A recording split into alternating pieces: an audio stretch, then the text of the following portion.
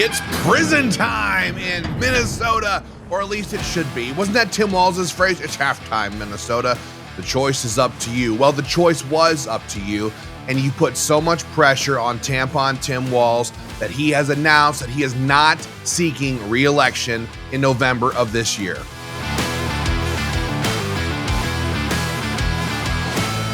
Hey guys, Ben Dorr here, Executive Director with Minnesota Gun Rights, and everybody is seeing the headlines right now. Tampon Tim Walz is not running for re-election in November after announcing not too long ago that he absolutely was running for re-election. He was rolling out all of his campaign videos, all the things he does every single time.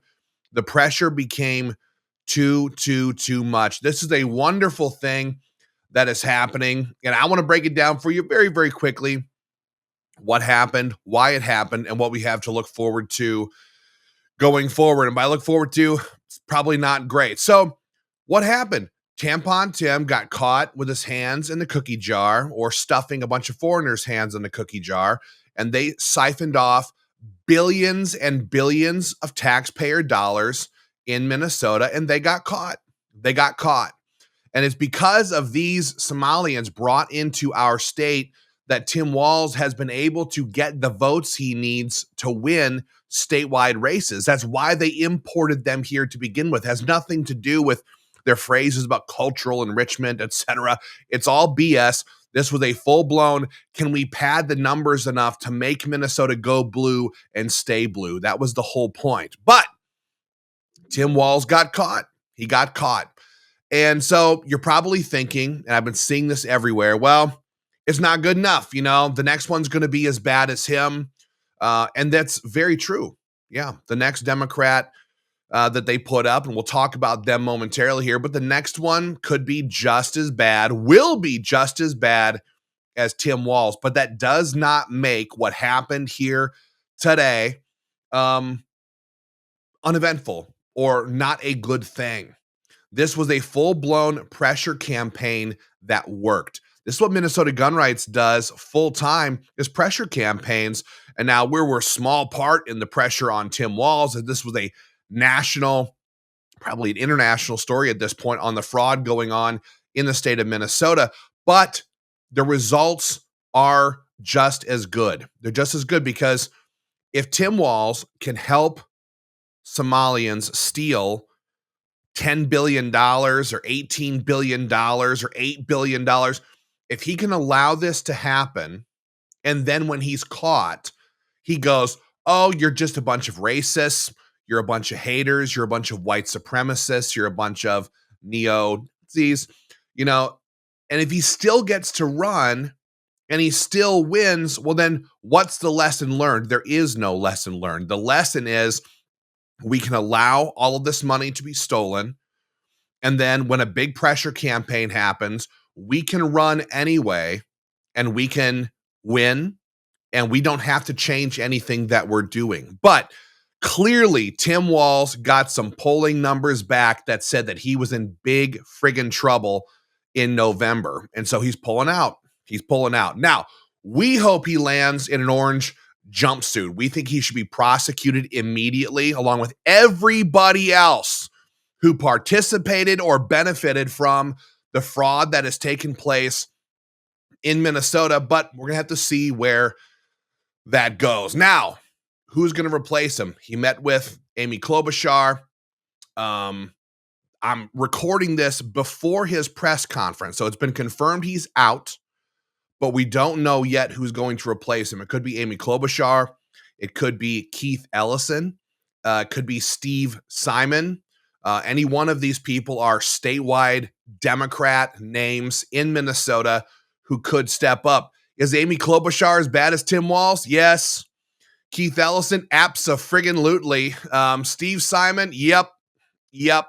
But again, the win is the win. Take the win. Tim Walz bowing out and walking away is a win. It's a massive win. Tim Walz thought just 6 months ago, well, I guess it's more like, man, the time flies. Is it 2026? Right? It's been an entire year.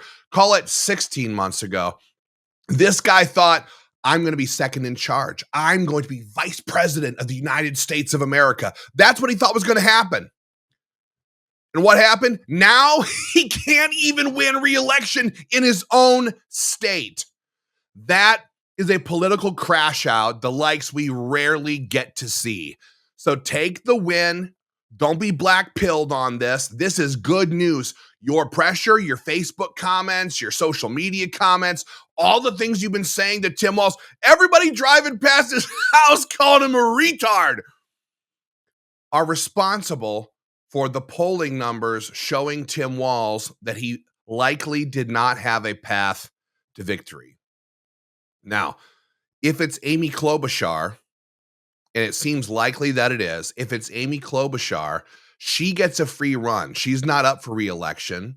And so if she loses in November of 26, if she's the one and she loses to the Republican, well, she still gets to go and be a U.S. senator. It didn't cost her anything. But if she does win, she becomes governor, and there's a very good chance. Well, what does a governor get to do when there's an open seat in the U.S. Senate? They get to appoint a senator, and there's a very good chance that she will appoint Tim Walz. So that is where things are right now. The win is the win, and we're going to take it.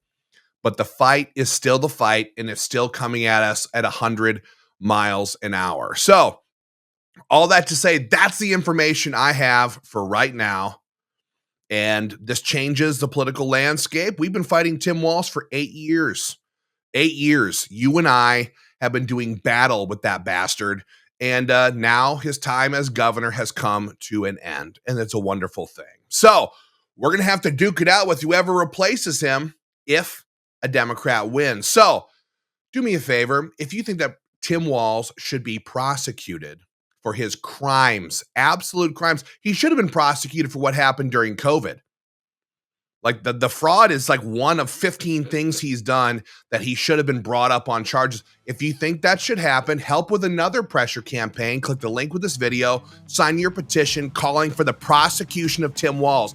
He should not be allowed to either evacuate Minnesota back to Nebraska, where he came from, and he should not be able to be simply slid into a U.S. Senate seat or anything else. Just because he's no longer in power does not mean he should not be prosecuted for the crimes that he committed.